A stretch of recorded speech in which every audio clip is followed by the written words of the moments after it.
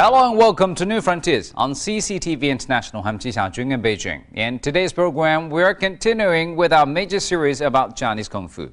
Now, a term that's often used in Kung Fu circles is Nanquan Beicui. Essentially, this means boxing in the south and kicking in the north.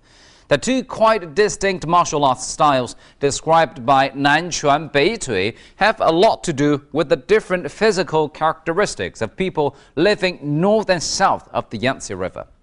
Roughly speaking, people in the north tend to be big and heavy, while their counterparts in the south are smaller and more delicate. Nanquan, or Southern-style boxing, is a general term for the various martial arts schools that have become popular in the south of China. Nanquan features steady strikes with the hands delivered with sudden explosive force. Although that's not to say that certain techniques haven't been borrowed from the north.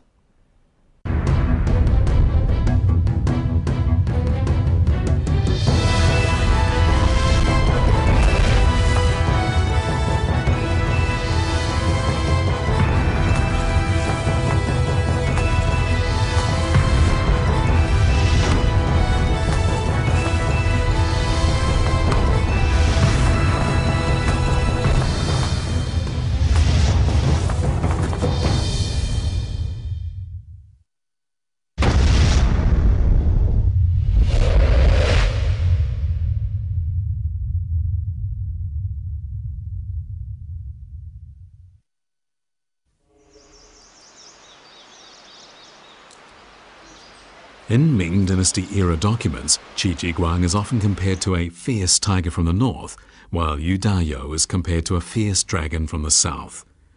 Yu Dayou, a native of Zhuangzhou in Fujian province, was learned in both civil and military affairs, and the reputation he enjoyed was as great as Qi Jiguang. Yu Dayou was a martial arts master whose skills were of the highest level.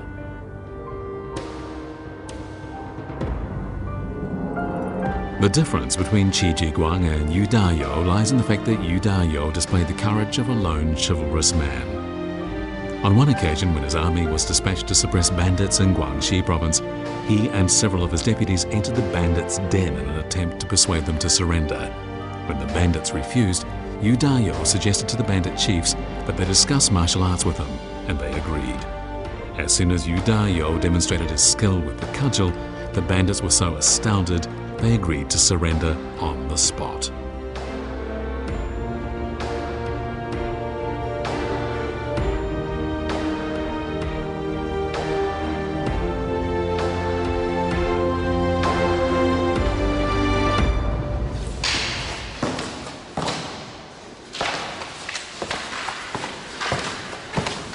This is a demonstration of Yu Dayou's cudgel, a routine that is still practiced in Yu Dayou's hometown. At 1.7 meters in length, the cudgel is so long it reaches the brow of the practitioner, and so it is also known as the brow-high cudgel. In combat, the user can swing the cudgel around and use it to hack and stab, and the movement should be made with energy generated through regulated breathing. The routine is in fact the most classic of all the cudgel styles practiced in southeast China. The Yu Dayou's cudgel routine was already famous when Yu Dayou was still alive, and Qi Jiguang thought so highly of it, he described it in detail in his book Discipline and Efficiency, and he made it a compulsory routine for the soldiers under his command. He Liangqian, another military strategist of the Ming Dynasty, writes in his book Tactical Deployment of Troops, Yu Dayou's cudgel has reached a level that cannot be reached by any other routine. But martial arts researchers have not yet been able to reach a consensus on the origin of Yu Dayou's cudgel. Some of them hold that Yu Dayou's cudgel evolved from the Taizu cudgel routine created by Emperor Taizu of the Song dynasty. If so, Yu Dayou's cudgel would have its source in North China. However, a folktale told in Zhuangzhou in the south claims that Zhao Kuangyin, or Emperor Taizu, was a great martial arts master, and that he developed both Taizu's long boxing and Taizu's cudgel, and that he taught them only to children of the royal family. This version of the origins of Yu Dayou's cudgel claims that when the northern Song dynasty fell and descendants of the royal family fled to southeast China, some of them settled in Zhuangzhou in the southern part of Fujian province, and that it was they who brought the royal family cudgel style to the southern part of Fujian province. Furthermore, when Yu Dayou was a teenager, he had a teacher who was a descendant of the royal family, and he taught Yu Da-yo Taizu's cudgel. Yu Da-yo then enriched the original cudgel style with features of his own devising.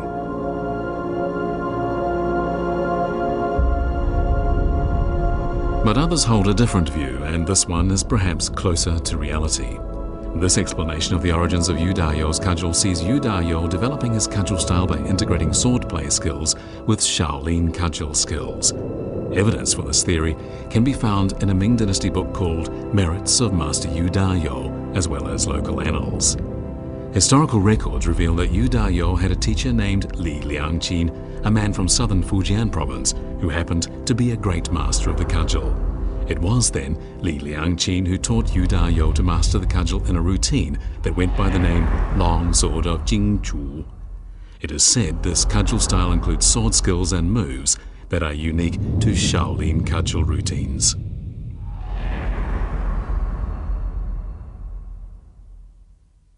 他把棍呢比喻成为长剑，不仅讲到了棍术的使用的一些要点，而且呢有单独训练的，在部队里面单独训练棍术的，而且还有对练的，所用的一些武术术语，直到今天我们泉州的武术界还在使用。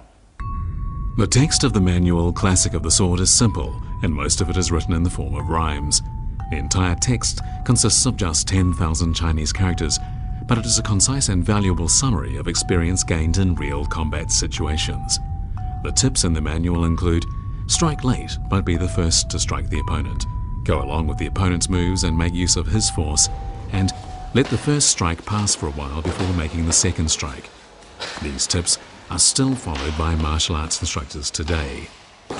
Yu Da-yo's Classic of the Sword is made up of just 3 chapters, devoted in turn to the sword, archery, and troop deployment.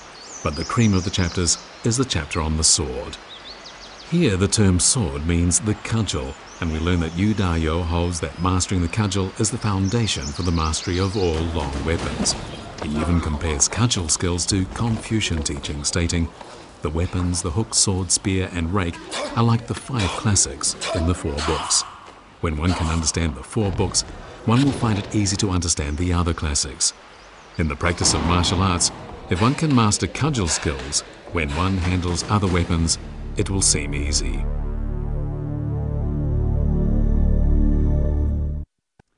General Yu Da-yo, although trained in the Southern School of Martial Arts, developed a keen interest to the Shaolin martial arts practiced in the North.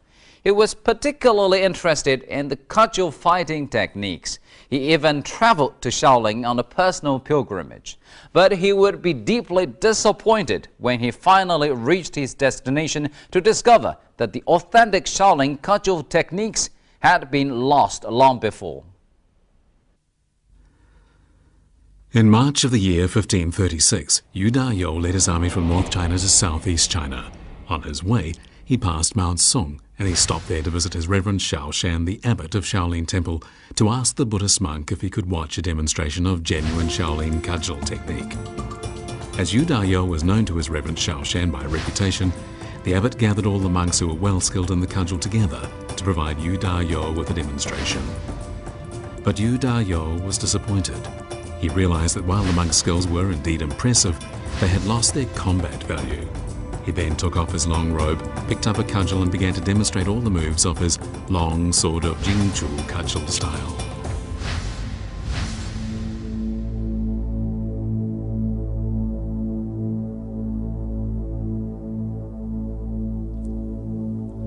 The Buddhist monks had never seen such a ferocious cudgel technique, and they all cheered. Monk Xiao Shan realized that Shaolin cudgel technique had degenerated due to not having been used in real combat situations for a long time. He decided then to have a number of his monks learn cudgel skills from Yu Da-yo so that the essence of Shaolin cudgel technique could be restored. But the abbot was well aware that it would be impossible to acquire the skills within just a few days, and so when Yu Da-yo left, his Reverend Xiao Shan sent 2 monks with him so they could learn his cudgel techniques.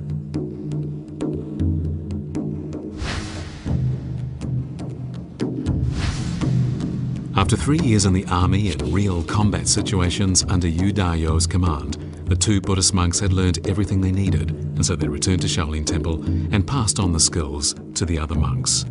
As a result, Yu Dao's cudgel was passed down from one generation to another, and today, all the books on martial arts published by Shaolin Temple list Yu Dao's cudgel as a compulsory course. The story of how Yu Dao revitalized Shaolin cudgel technique went on to be told time and again as an example of the exchange of martial arts techniques between North and South China.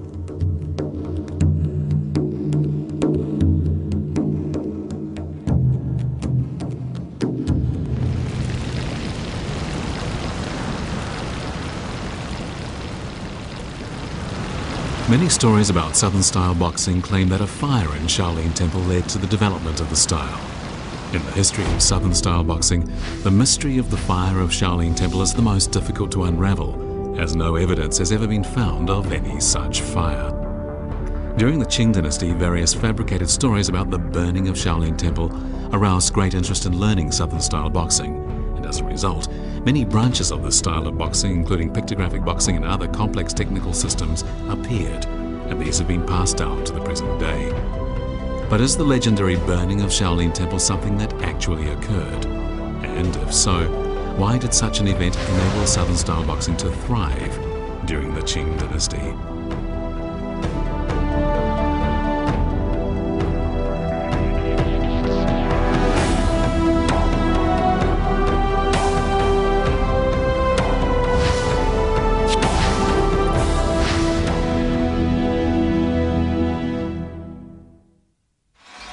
Toward the end of the Ming dynasty and the beginning of the Qing dynasty, Southern-style boxing prospered dramatically, and many new branches of Southern-style boxing appeared. The number of practitioners worthy enough to have their names included in the historic record numbered into the hundreds. But how was Southern-style boxing able to become so popular during the Qing dynasty?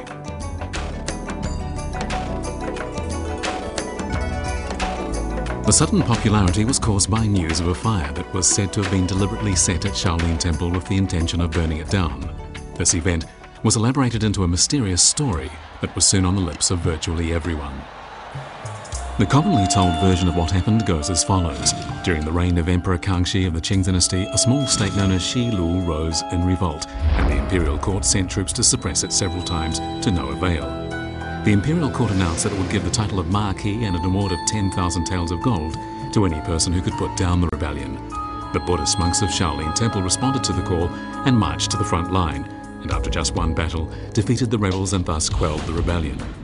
Emperor Kangxi cited the monks for their great achievement, and Shaolin Temple gained a high reputation for the martial arts skills of its monks. But soon after this, a malevolent court minister told the emperor that the Shaolin Temple monks were practicing martial arts every day to prepare for a chance to overthrow the Qing dynasty. Emperor Kangxi was furious, and he responded by dispatching 3,000 troops to Songshan Mountain to burn down Shaolin Temple. And of the several hundred monks there, only 5 escaped death in the fire. The 5 survivors fled to southern Shaolin Temple in Zhuangzhou in Fujian province, and there they became known as the 5 forerunners of Shaolin martial arts.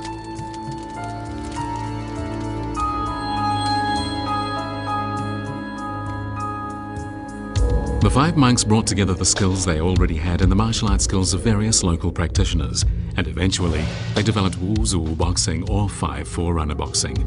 The new style quickly took root in Fujian and went on to become the most important boxing style in the region. Over time, many branches of Southern-style boxing developed on the basis of this Southern Shaolin boxing. This is the legendary story of the burning of Shaolin Temple and the founding of Wushu boxing.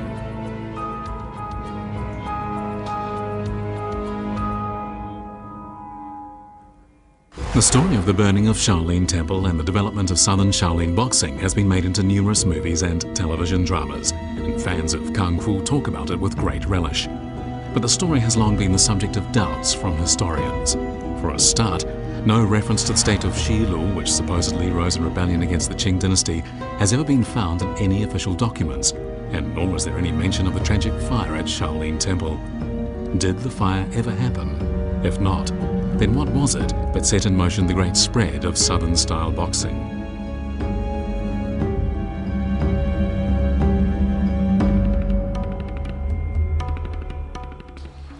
The Buddhist monks of Shaolin Temple in Quanzhou have preserved Wushu boxing in its original form, and so perhaps it might be possible to find in it elements of Shaolin boxing as practiced in the north.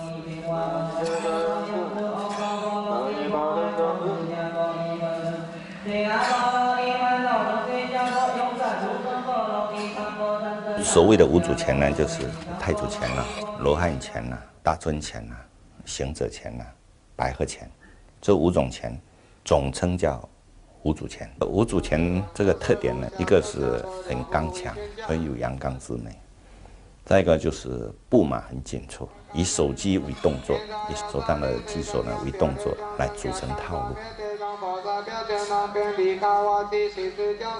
Wushu boxing utilizes many movements that are as powerful as those seen in the Shaolin boxing of the northern school, and even the names of the 5 parts that comprise Wushu boxing can be found in northern-style Shaolin boxing. But is it true that the 5 founders of Wushu boxing were Buddhist monks who escaped the burning of Shaolin Temple?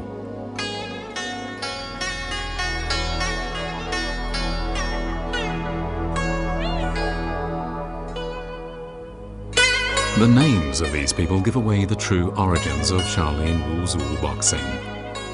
In folk tales told in the southern part of Fujian province, the founders of Wushu boxing are Cai Dezhong, Fang Dahong, Ma Jiaoxing, He Dedi, and Li Sekai. But these names do not appear in the archives of Shaolin Temple on Songshan Mountain. They are found, however, in the membership lists of a number of secret societies.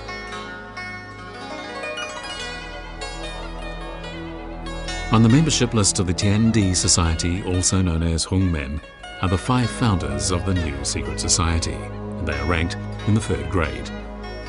The famous Chinese national heroes Zhang Jianggong and She Kefa, and the famous character Chen Jinnan, who appears in Kung Fu stories, are listed top in the society's seating order. So what was the relationship between the Tiandi Society and Shaolin Temple?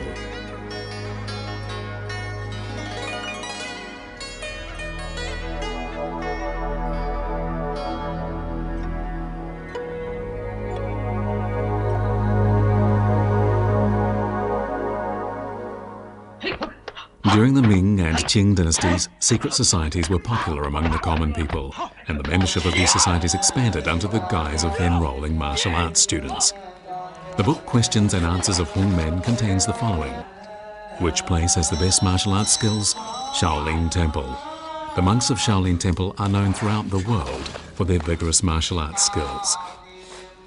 It seems highly plausible then that as Shaolin Temple enjoyed such a great reputation, the secret society simply made up the story about the burning of Shaolin Temple during the Qing dynasty to link themselves with the temple. Shaolin Temple was and still is a shrine for practitioners of Chinese martial arts. And knowing this, the secret societies invented the story of a fire burning down Shaolin Temple to arouse antagonism against the imperial court and win sympathy from the people. It was under these circumstances that Southern-style boxing acquired its opportunity to expand its influence in such a phenomenal way.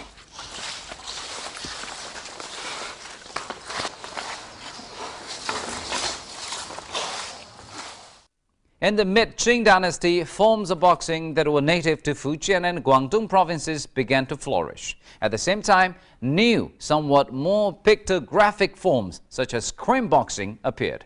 Such developments were a sign that Southern-style boxing had rid itself of the Northern influence and was developing in its own right. White crane boxing, devised by local martial arts masters in Fujian province, is acclaimed as the essence of pictographic boxing forms of Southern-style boxing. But in point of fact, this ferocious style was developed by a delicate young woman.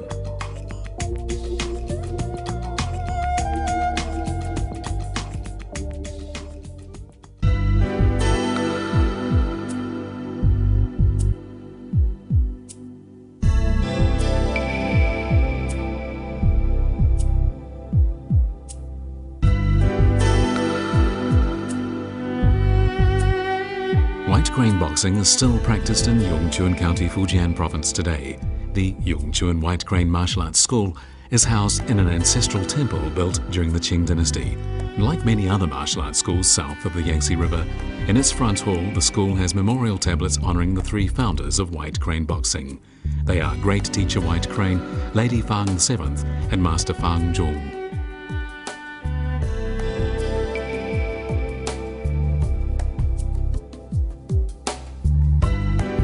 Folk tales told in Yongchuan County say that Master Fang Zhong and his daughter Lady Fang VII were not natives of Yongchuan, but itinerants who learned a living by going from place to place, demonstrating martial arts. As Lady Fang VII was beautiful, she was often harassed by local hooligans. But as the father and daughter knew there was no hope of fighting so many of them all at once, they swallowed their pride and accepted the humiliation. But then one night, Lady Fang VII had a dream in which a white crane demonstrated particular moves. And in this dream, no matter what moves the girl used to fight the crane thwarted her attacks with ease. Moreover, the strikes from the crane's wings looked gentle, but the girl could feel their tremendous force. The next day, the girl tried the moves for herself, and in no time at all, she had developed a totally new and unique boxing form. The next time she was harassed by the hooligans, she defeated them easily. This folktale, popular among martial arts practitioners in Fujian province, claims that Lady Fang VII came up with white crane boxing after receiving guidance from an immortal white crane. And so for this reason, practitioners of white crane boxing worship the white crane as their ancestor. It is further told that Lady Fang VII settled in Yongchuan and passed on her skills to her children and neighbours. This enabled white crane boxing to take root in the town and spread from there.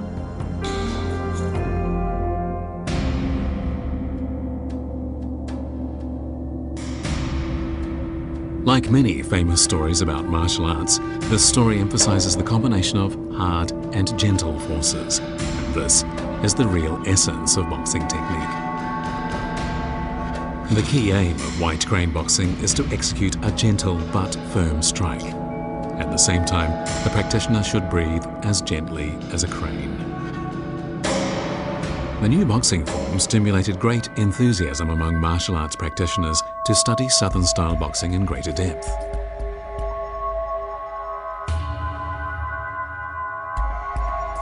In the latter period of the Qing dynasty, white crane boxing was taken from Yongchuan to the area around Fuzhou. And there, local martial arts practitioners elaborated on it further and developed 4 branches. These branches are following the crane, the singing crane, the flying crane, and the feeding crane.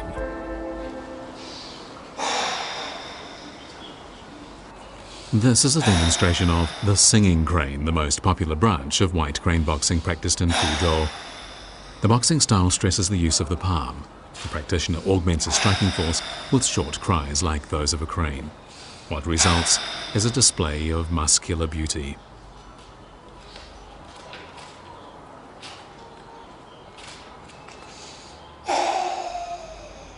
Following the crane is particularly popular in Fujian. This form uses a unique method to apply the strength of white crane boxing.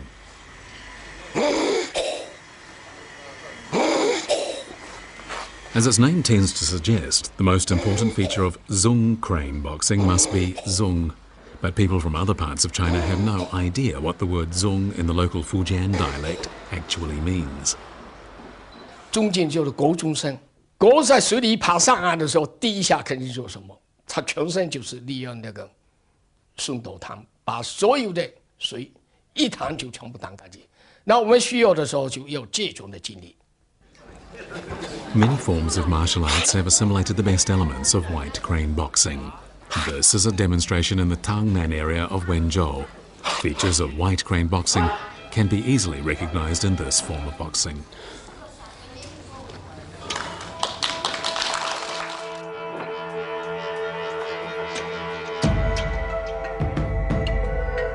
The famous late Kung Fu movie star Bruce Lee demonstrated Yongchuan boxing as it developed in Guangdong province in one of his films.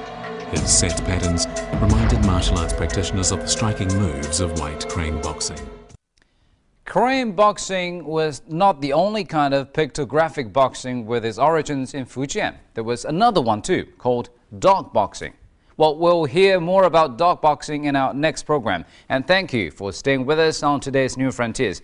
Tune in again next time when we'll have the concluding part of the story of Southern style boxing. I'm Ji Xiaojun from CCTV International. Goodbye.